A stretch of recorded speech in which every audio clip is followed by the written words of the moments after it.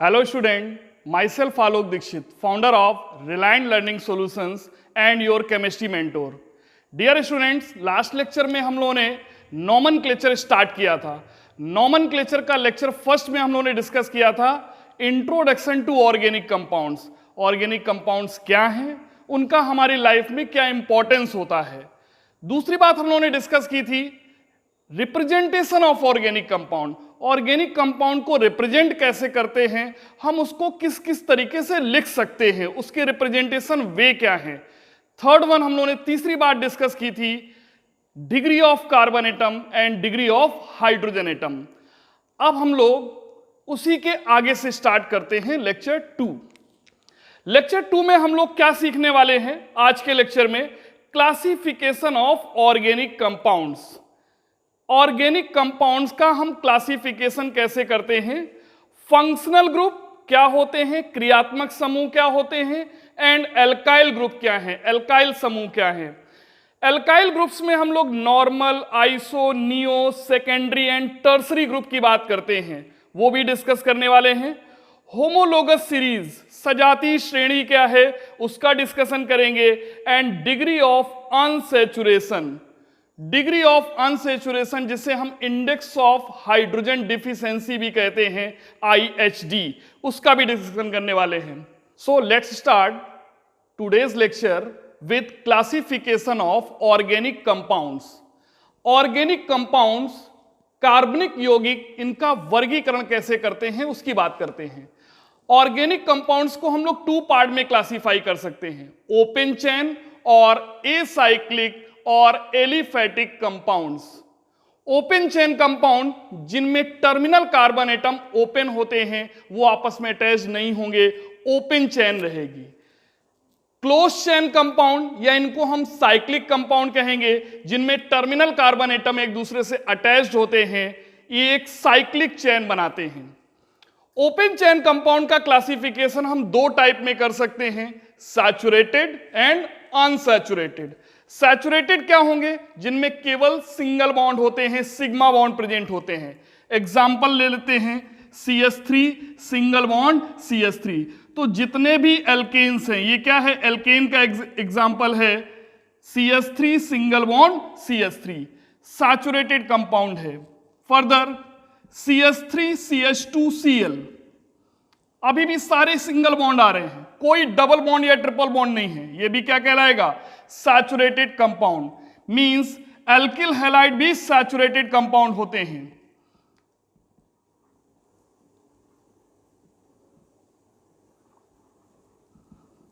As well as alcohol CH3 CH2OH, सारे single bonds हैं, ये भी क्या है, सैचुरेटेड कंपाउंड. तो जिनमें भी सिंगल बॉन्ड पाए जाएंगे, डबल बॉन्ड या ट्रिपल बॉन्ड नहीं होंगे, वो सारे के सारे सैचुरेटेड कंपाउंड हैं. अनसैचुरेटेड कंपाउंड क्या होंगे, जिनमें डबल बॉन्ड या ट्रिपल बॉन्ड पाया जाता है, means alkenes, alkynes.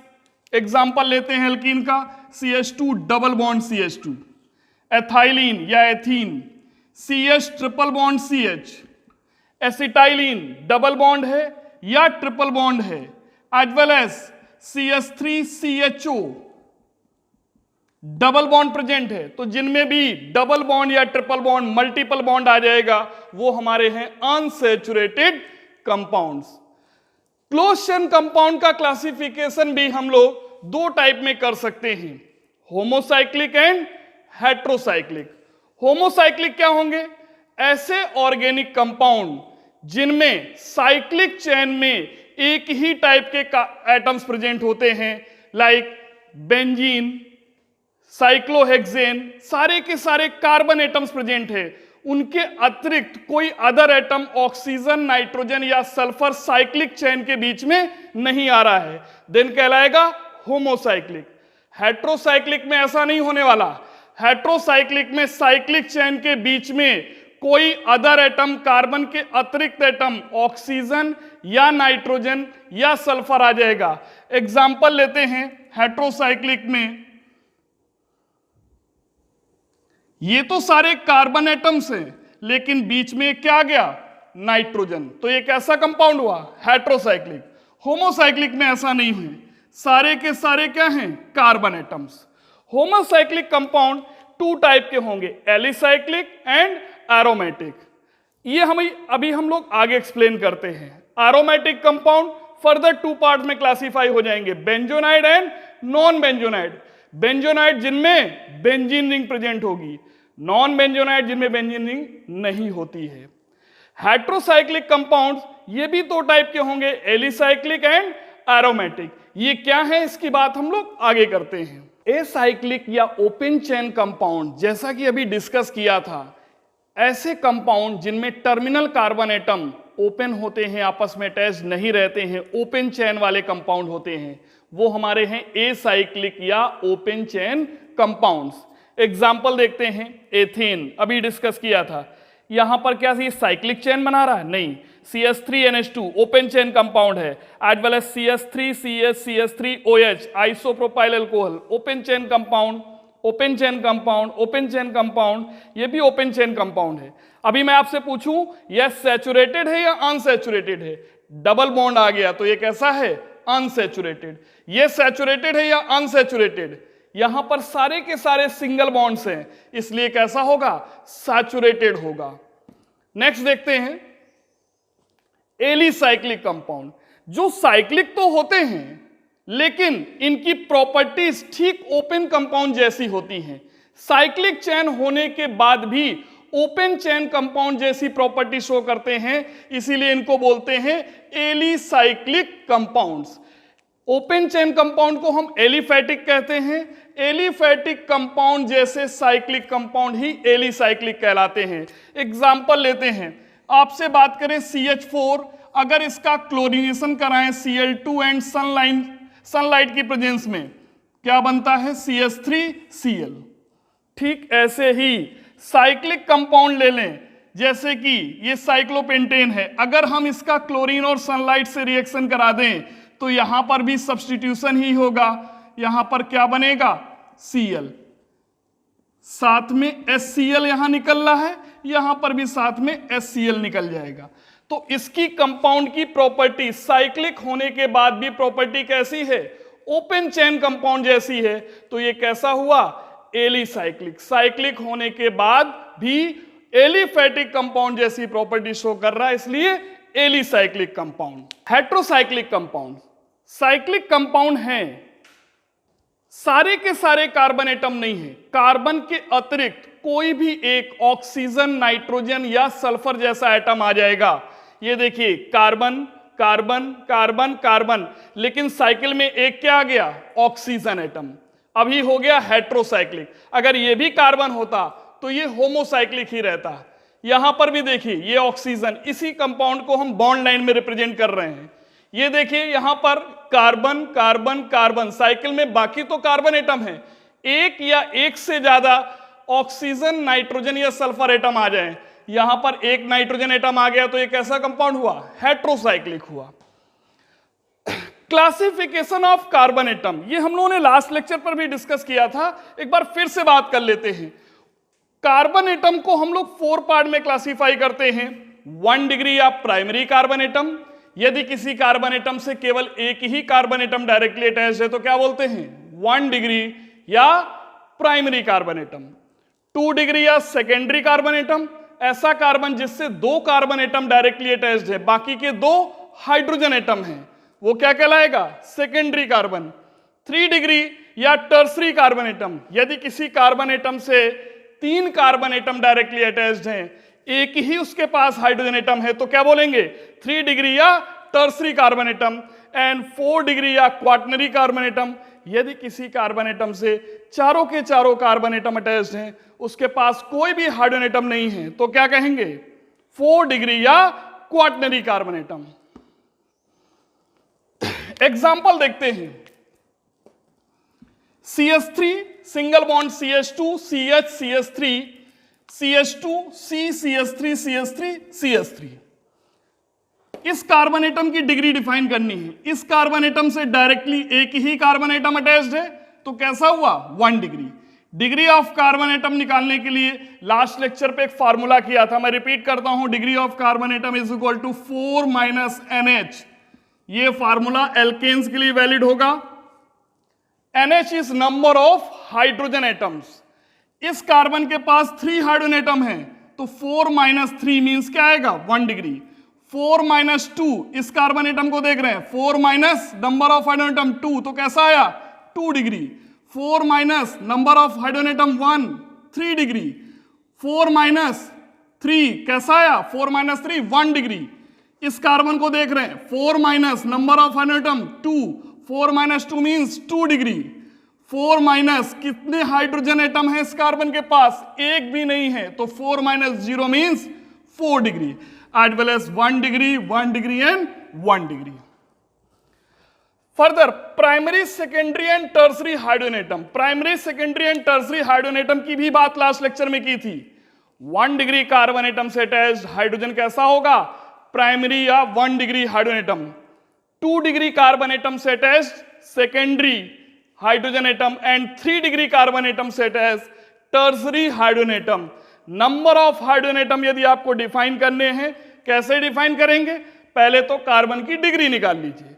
1 degree carbon के पास कितने हाइड्रोजन एटम होते हैं 3, तो जितने number of 1 degree carbon atom आ रहे हैं इनटू 3 क्या हो जाएंगे हाइड्रोजन एटम। 2 डिग्री कार्बन के पास कितने हाइड्रोजन एटम होते हैं 2, तो नंबर ऑफ हाइड्रोजन एटम कितने आ जाएंगे, जितने नंबर ऑफ 2 डिग्री कार्बन आ रहे हैं उसमें 2 का मल्टीप्लाई कर देंगे तो नंबर ऑफ 2 डिग्री या सेकेंडरी हाइड्रोजन एटम आ जाएंगे। टर्सरी हाइड्रोजन एटम कितने आएंगे, जितने भी नंबर ऑफ कार्बन एटम 3 हैं उन सभी के पास एक ही हाइड्रोजन होता है, तो इनटू 1 मल्टीप्लाई करेंगे, number of tertiary hydrogen atom यहां से कैलकुलेट कर लेंगे। फर्दर बात करते हैं alpha carbon and beta carbon atom की। ये क्या होता है, फंक्शनल ग्रुप जिस कार्बन से अटैच्ड है उस कार्बन को हम बोलेंगे alpha carbon atom. OH functional group है, किससे अटैच्ड है, इस कार्बन से, तो यही हमारा क्या हो गया alpha carbon atom. Adjacent to alpha, alpha के बगल वाला जो है वो हमारा क्या होगा बीटा कार्बन एटम, उसका नेक्स्ट गामा एंड उसका भी नेक्स्ट क्या होगा डेल्टा कार्बन एटम। एग्जाम्पल यहां पर देखते हैं, इस एग्जाम्पल में फंक्शनल ग्रुप क्या है CHO। CHO का नेक्स्ट कार्बन जिससे अटैच्ड है वो कार्बन एटम अल्फा, अल्फा का एडजेसेंट बीटा, बीटा का एडजेसेंट गामा और गामा का एडजेसेंट क्या होगा डेल्टा। तो फंक्शनल ग्रुप या क्रियात्मक समूह जिस कार्बन एटम से अटैच्ड होता है वो हमारा अल्फा कार्बन, उसका नेक्स्ट कार्बन बीटा, उसका नेक्स्ट कार्बन गामा और उसका नेक्स्ट कार्बन क्या होना है delta. Tertiary group, tertiary alkyl group क्या होगा, एल्काइल ग्रुप में ओपन एंड वाला कार्बन जहां से हाइड्रोजन रिप्लेस किया है उस कार्बन एटम से यदि 3 कार्बन एटम डायरेक्टली अटैच्ड हैं तो इसे हम बोलेंगे टर्सरी एल्काइल ग्रुप।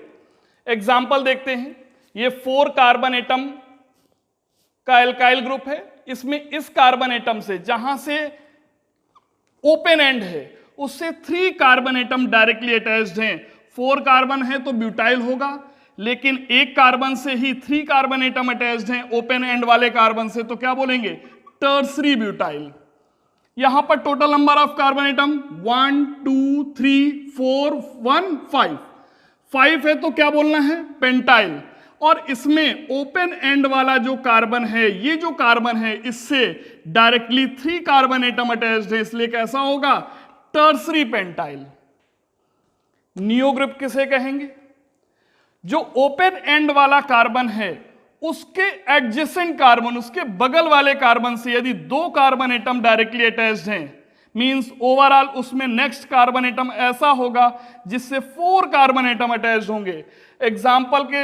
एग्जाम्पल एक देखते हैं, न्यू पेंटाइल। न्यू पेंटाइल, यहां पेंटाइल है तो 5 कार्बन एटम होने हैं, देखिए 3 4 5।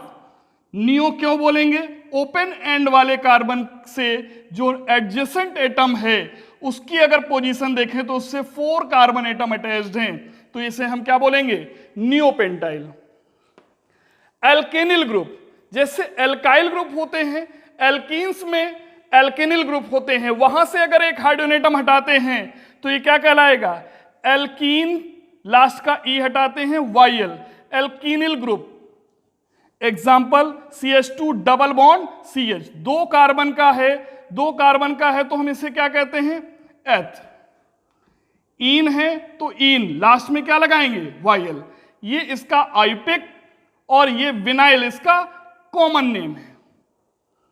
एज वेल एज इसकी बात करते हैं, 3 कार्बन एटम है, इसको हम बोलते हैं एलाइल कॉमन नेम, लेकिन आइपेक नेम में क्या बोलेंगे, आइसोप्रोपेनिल। होमोलोगस सीरीज, सजाती श्रेणी, सिमिलर कंपाउंड की ऐसी सीरीज जिनमें सेम फंक्शनल ग्रुप होता है, क्रियात्मक समूह सेम होगा। पहले कंपाउंड में OH क्रियात्मक समूह है तो दूसरे में भी होना, फंक्शनल ग्रुप सेम रहना है। सेम जनरल फार्मूला सभी का सेम आएगा।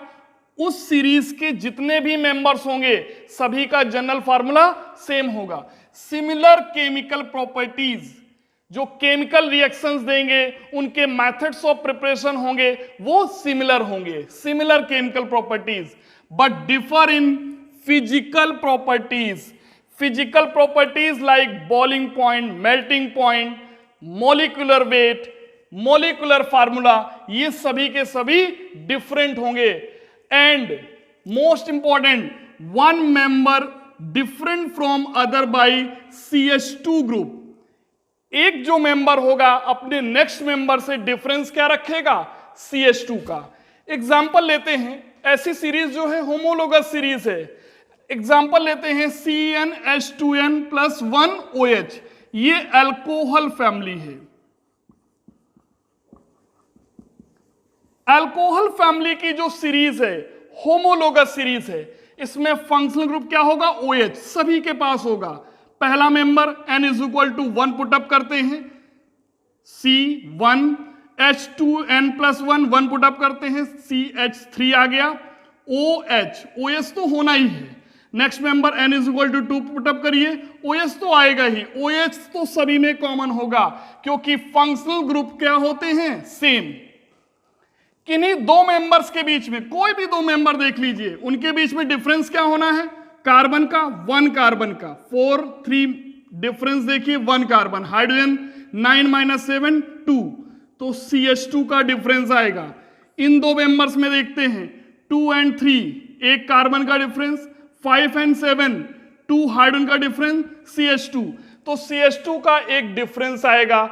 ऐसी जो सीरीज है जिसमें फंक्शनल ग्रुप सेम होता है, जनरल फार्मूला सभी का सेम होगा, केमिकल प्रॉपर्टीज, अल्कोहल की प्रॉपर्टीज सभी की सेम होंगी, केमिकल प्रॉपर्टीज सेम होंगी, लेकिन फिजिकल प्रॉपर्टीज देखिए यहां पर मॉलिक्यूलर फार्मूला डिफर आ रहा है तो मॉलिक्यूलर वेट डिफर होगा। अगर मॉलिक्यूलर वेट डिफर होगा तो वान डेर वाल फोर्सेस अलग अलग होंगे, बॉइलिंग पॉइंट डिफरेंट आएंगे, मींस फिजिकल प्रॉपर्टीज कैसी आएगी, डिफरेंट। फिजिकल प्रॉपर्टीज कैसी होती है, differ in physical properties, different.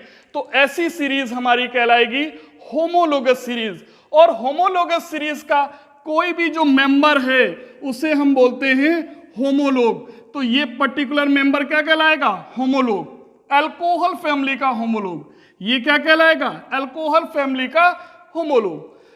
Characteristics देखते हैं होमोलोगस सीरीज की, मेन पॉइंट्स देख लेते हैं। क्या होना है, same functional group, same general formula. कितना डिफरेंस आना है, डिफरेंस ऑफ CH2। सारे कंपाउंड्स एक होमोलोगस सीरीज की सिमिलर केमिकल प्रॉपर्टीज रखेंगे। All the members of a homologous series सभी एक ही मेथड्स ऑफ प्रिपरेशन से प्रिपेयर किए जाएंगे क्योंकि केमिकल प्रॉपर्टीज सेम है, फिजिकल प्रॉपर्टीज डिफरेंट होंगी।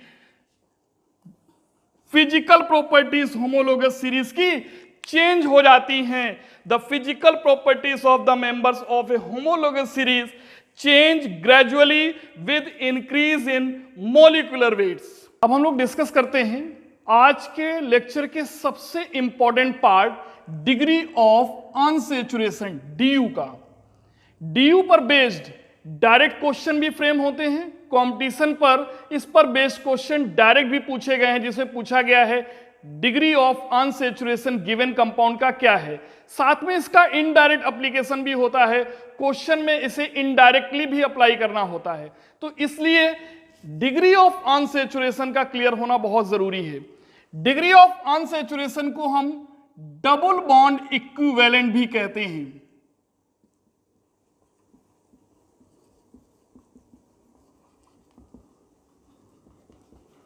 Double bond equivalent DBE,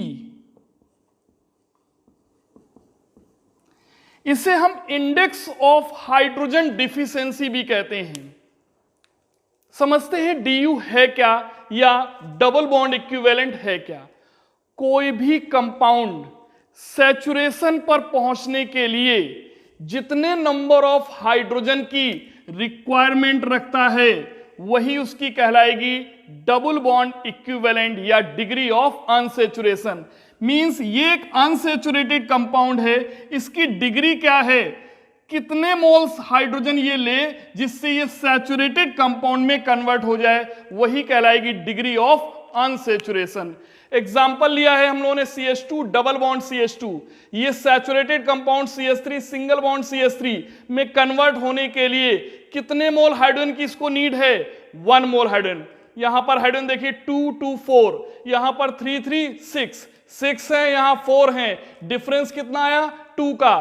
H2 के फिर कितने मोल चाहिए, 1 मोल चाहिए, तो इसका DU 1 हो गया क्योंकि इसे 1 मोल हाइड्रोजन की नीड है जिससे ये सैचुरेशन में कन्वर्ट हो जाए।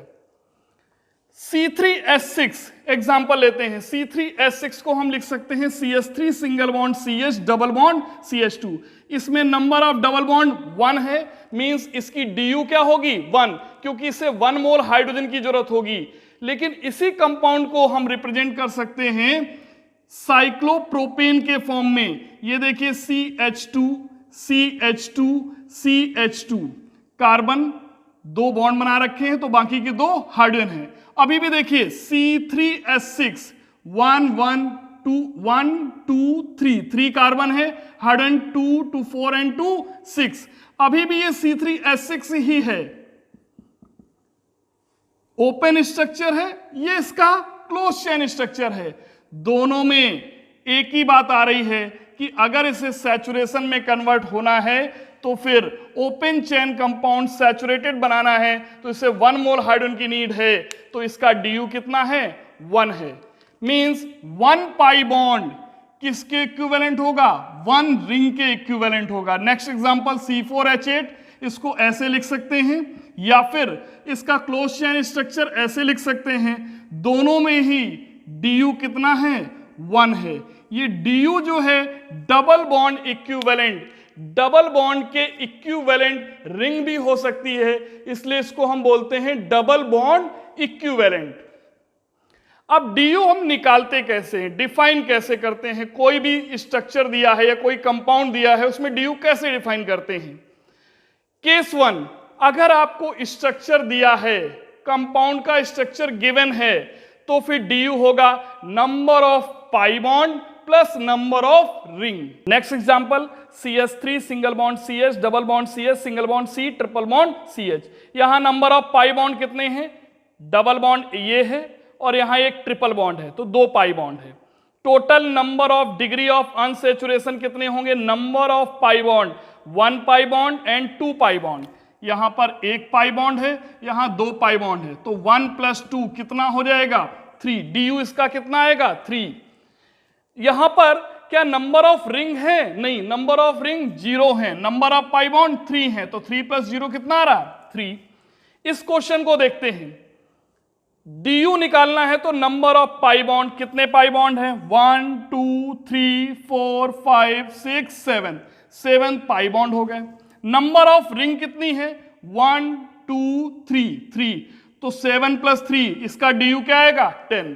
इसका DU या डबल बॉन्ड इक्विवेलेंट 10 होगा।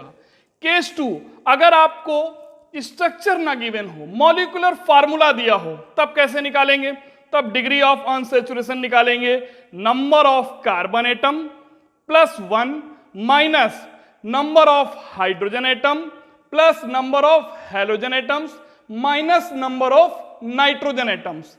यदि हैलोजन एटम नहीं है तो यहां 0 रखना है, नाइट्रोजन एटम नहीं है तो यहां 0 रखना है। ऑक्सीजन और सल्फर आर नॉट कंसीडर्ड, वो कंसीडर नहीं किए जाएंगे। कितने भी ऑक्सीजन या कितने भी सल्फर एटम प्रेजेंट हों वो DU में फार्मूले में कंसीडर नहीं होंगे, उनका कोई एग्जिस्टेंस DU निकालने में नहीं होता। एग्जाम्पल C6H8O2, एक एग्जाम्पल लेते हैं। यहां पर number of carbon atom 6, number of hydrogen atom 8, number of oxygen atom 2 हो या ना हो, इसका कोई इंपॉर्टेंस फार्मूले में नहीं है। तो बताइए DU कैसे निकालेंगे? नंबर ऑफ कार्बन एटम पहले रखना है, कितने हैं 6, तो यहां पे 6 रख दिया। नंबर ऑफ कार्बन एटम +1 तो 6 + 1 minus number of hydrogen atom 8 है, 8 रख दिया। हैलोजन है नहीं, नाइट्रोजन है नहीं, वो रखने की जरूरत नहीं है, अपॉन 2 कितना आया 6 + 1 7 minus 8/2 4 is equal to 3। DU आप यहां निकाल लेंगे 3। नेक्स्ट एग्जांपल देखते हैं C6H6 का। यहां पर नंबर ऑफ कार्बन एटम 6 है, +1 minus number of hydrogen atom 6 upon 2, 6/2 3, 6 + 1 7, 7 - 3 4, तो इसका DU कितना आया 4, या हम कह सकते हैं डबल बॉन्ड इक्विवेलेंट कितना है 4। नेक्स्ट एग्जांपल देखते हैं C8H8O4X2N2, number of carbon atom 8, 8 रख दिया, +1 number of carbon atom +1 minus number of hydrogen atom 8 plus number of halogen atoms 2 minus number of nitrogen atoms 2 upon total का upon 2, ये value निकालते हैं 2 and 2 0, 8/2 4, 8 + 1 9, 9 - 4 इज इक्वल टू 5। तो इसका DU या double bond equivalent DBE 5 आएगा। Next example C4H8, DU define करना है, कैसे निकालेंगे? नंबर ऑफ कार्बन एटम कितने हैं 4 + 1 माइनस 8/2 क्या आया 1।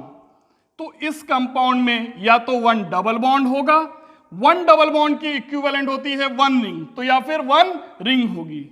C4H8 अगर हम ड्रॉ करें तो इसमें एक डबल बॉन्ड हो सकता है और एक क्या हो सकता है साइक्लिक चेन। इसके आइसोमर्स और बना सकते हैं, वो आइसोमेरिज्म में बात करेंगे, लेकिन इसमें डबल बॉन्ड इक्विवेलेंट के रेस्पेक्ट में देखेंगे तो एक double bond open chain compound में हो जाएगा या उसकी जगह एक साइक्लिक कंपाउंड होगा।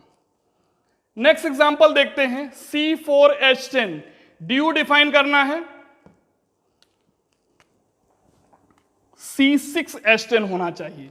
DU डिफाइन करना है तो number of carbon atom 6 + 1 minus number of hydrogen atom 10/2, 6 + 1 7 minus 10/2 5, 7 - 5 2 आएगा। तो यहां पर 2 क्या हो सकते हैं डबल बॉन्ड, या फिर 1 क्या हो सकता है ट्रिपल बॉन्ड, या फिर 1 रिंग हो सकती है। डबल बॉन्ड की इक्विवेलेंट क्या होती है रिंग, तो 1 रिंग हो सकती है, 1 रिंग के साथ 1 डबल बॉन्ड, या फिर ये वाला डबल बॉन्ड भी ना हो तो दूसरी भी क्या आ जाएगी रिंग, 2 रिंग आ जाएंगी, बाईसाइक्लिक हो सकता है।